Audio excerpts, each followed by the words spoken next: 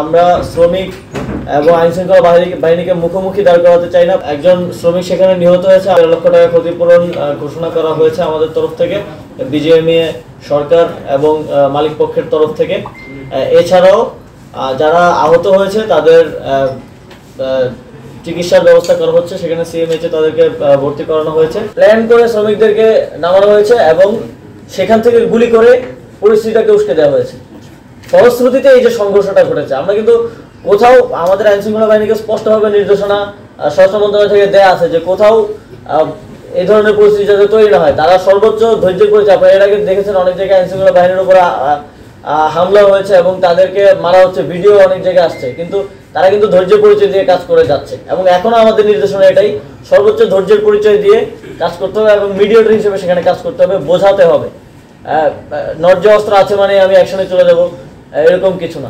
আপনারা জানেন ইতিমধ্যেই যৌথ বাহিনীর ইয়েতে অনেকেই অ্যারেস্ট করা হয়েছে যারা ইনস্টিগেট করছে এবং বিভিন্ন জায়গায় জুট ব্যবসাকে কেন্দ্র করে যেই অস্থিতিশীলতা চলছিল সেটাও মোটামুটি কন্ট্রোলে চলে এসেছে। সেখানে যারা এগুলো করছিল অনেককে অ্যারেস্ট করা হয়েছে, আপনারা দেখেছেন। এবং এখনো যারা এই শ্রম অঞ্চলের সাথে সম্পৃক্ত না কিন্তু বাইরে থেকে উস্কে দেওয়ার চেষ্টা করছে তাদেরকে আরো শনাক্ত করা হচ্ছে এবং তাদের বিষয়ে আইন শৃঙ্খলা বাহিনী কাজ করছে। যাদেরকে বারবারই আসলে বলতে হয়, বারবারই বলা হচ্ছে, যাদেরকে আইনের আওতায় আনতে হয় আইনের আওতায় আনার কাজ চলছে। গতকাল শ্রম অঞ্চলে একটা অনাকাঙ্ক্ষিত ঘটনা ঘটেছে। আমরা শ্রম অঞ্চলগুলোতে ইন্ডাস্ট্রির নিরাপত্তা নিশ্চিতের জন্য সেখানে আইন শৃঙ্খলা বাহিনী দীর্ঘদিন ধরে অবস্থান করছিল এবং সেখানে অত্যন্ত ধৈর্যের পরিচয় দিয়ে তারা দীর্ঘদিন ধরে কাজ করে যাচ্ছিল।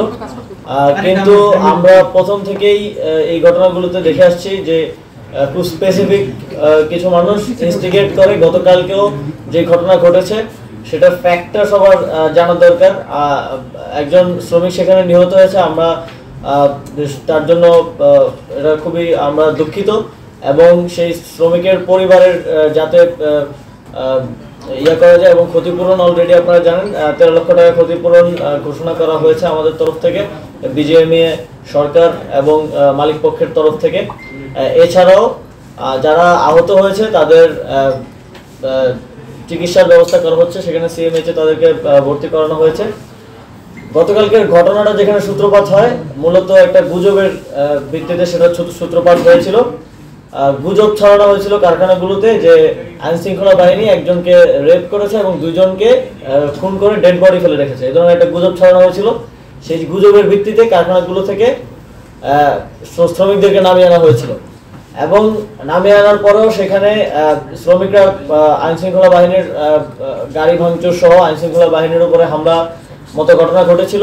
কিন্তু তখনও আইন শৃঙ্খলা বাহিনী যথেষ্ট ধৈর্যের পরিচয় দিয়েছে, কিন্তু শ্রমিকদের মধ্য থেকে কোনো একজন অনুপ্রবেশকারী বা এরকম কেউ গুলি ছুঁড়েছিল। প্রথম গুলিটা শ্রমিকদের ভেতরে থেকে দুষ্কৃতিকারীরা ছুঁড়েছিল এবং সেখান থেকেই মূলত গোলাগুলির সূত্রপাত হয় এবং সেখানে দুঃখজনকভাবে আমাদের একজন শ্রমিক নিহত হন এবং আরও মতো আহত অবস্থায় এখন চিকিৎসারত অবস্থায় আছেন। আমরা তাদের চিকিৎসার দেখভাল করছি এবং আইন শৃঙ্খলা বাহিনীরও 13 জন চিকিৎসারত অবস্থায় আহত অবস্থায় আছেন। উচ্চ পর্যায়ের অফিসারও খুব বাজেভাবে আহত হয়েছেন, তার মাথায় আঘাতপ্রাপ্ত হয়েছে। তো এই ঘটনাগুলোর ক্ষেত্রে আপনাদের প্রতি আমাদের আহ্বান থাকবে, আপনারা একটু ফ্যাক্টটা উপস্থাপন করবেন যে ঘটনার সূত্রপাত কিভাবে হলো এবং কিভাবে এই পর্যায়ে গিয়ে পৌঁছালো। অবশ্যই আমরা এই পরিস্থিতি কখনোই চাই না। আমরা শ্রমিক এবং আইন শৃঙ্খলা বাহিনীকে মুখোমুখি দাঁড় করাতে চাই না। প্রত্যেকটা জায়গাতে আপনারা দেখেছেন যেখানেই এতদিন ধরে আন্দোলন সেখানে চলছে, অসন্তোষ আছে, সেখানে আমাদের আইন শৃঙ্খলা বাহিনী মিডিয়েটর হিসেবে কাজ করেছে। মালিকদের সাথে কথা বলে কিভাবে আসলে বেতনটা আদায় করে দেওয়া যায় বা সেই মিডিয়েটর হিসেবে আসলে কাজ করেছে। এখন আর্মিও আছে, তারাও সেই কাজটা করার চেষ্টা করছে। এবং আমরা বলে রাখতে চাই 24 তারিখ শ্রমিক মালিকের যৌথ বিবৃতিতে যেটা আমরা বলেছিলাম, মালিকরাও সম্মত হয়েছিল যে স্যালারি যদি না দেওয়া হয় আমরা মালিকদের বিরুদ্ধে ব্যবস্থা নিব এবং এই বিষয়ে আজকে আলোচনা হয়েছে, সিদ্ধান্ত হয়েছে যেসব কোম্পানির মালিকরা স্যালারি দিচ্ছেন না, দীর্ঘদিন ধরে আটকে রেখেছেন, সেই মালিকদের বিরুদ্ধেও আইনানুগ ব্যবস্থা নেওয়া হবে। আজকে সর্বশেষ কি অবস্থা? আজকে ওখানে কি অবস্থা? আজকেও 2-3টা কারখানায় স্যালারি করার কারণে, বকেয়া বেতনের কারণে শ্রমিকরা সেখানে বাইপাইলে অবরোধ করেছে আমরা জানতে পেরেছি। আমরা সেই কারখানার মালিকদেরকে খুঁজছি, কিন্তু দুঃখজনক হচ্ছে তারা পলাতক অবস্থায় আছে। তাদের অধিকাংশেরই হচ্ছে ব্যাংকেও প্রচুর পরিমাণে ঋণ আছে। তো তাদেরকে আমরা খুঁজে পাচ্ছি না, খোঁজার চেষ্টা করছে আইন শৃঙ্খলা বাহিনী। আমরা দ্রুতই তাদেরকে আইনের আওতায় এনে জবাব দিয়ে তারা আওতায় অবশ্যই আনবো, যে কেন তারা বেতনটা বকেয়া রাখছে, যেটার কারণে আসলে একটা অসন্তোষের পরিস্থিতি তৈরি হচ্ছে। আপনারাও যারা ফিল্ডে তখন ছিলেন, আপনাদের সহকর্মীরা, আপনারা হয়তো জানতে পারবেন, গুলিটা এসেছিল শ্রমিকদের ভেতরে অনুপ্রবেশ করা কারো পক্ষ থেকে, এবং ইতিমধ্যেই তাদেরকে শনাক্ত করা হয়েছে এবং তাদেরকেও আইনের আওতায় আনার ব্যবস্থা নেওয়া হচ্ছে। তার ফলে কিন্তু এই পরিস্থিতিটা তৈরি হয়েছে। আপনারা দেখেছেন দীর্ঘদিন ধরে শ্রম এলাকায় অসন্তোষ আছে, সেগুলোকে আমরা অ্যাড্রেস করার চেষ্টা করছি। এর আগে আমরা তাদের যে মূল 18টা দাবি সেগুলো মেনে নেওয়া হয়েছে। ইভেন আমরা অনেকগুলো ক্ষেত্রে বাস্তবায়নের দিকেও চলে গেছি। টিসিবির সাথে আলোচনার ভিত্তিতে রেশন দেওয়া শুরু হয়ে যাচ্ছে। কিন্তু এই যে একটা গুজব ছড়িয়ে যে শ্রমিকরা এসেছেন, তারা তো একটা গুজবের ভিত্তিতে আসলে এসেছেন। একটা গুজব ছড়িয়ে এ ধরনের কোনো ঘটনা সেখানে ঘটনায় আপনারাও জানেন।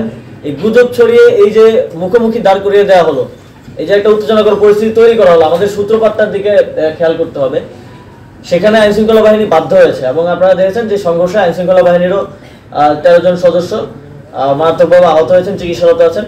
এবং শ্রমিকদের মধ্যে যারা আহত এবং চিকিৎসারত আছেন, তাদের চিকিৎসারও আমরা দায়িত্ব নিয়েছি, এবং যিনি নিহত হয়েছেন আমাদের সেই সমবেদনা আছে, এবং আমরা সরকারের পক্ষ থেকে ক্ষতিপূরণের ব্যবস্থা করব। হ্যাঁ, অলরেডি গুজবটা যারা ছড়িয়েছে এবং শ্রমিকদের ভেতরে অনুপ্রবেশ করে যারা গুলি করেছে তাদেরকে আইডেন্টিফাই করা হচ্ছে, কিছু আইডেন্টিফাই করা হয়েছে, তাদেরকে আমরা আইনের আওতায় নিয়ে আসবো। সবাইকে আসলে তাদের দায়িত্বটা পালন করতে হবে।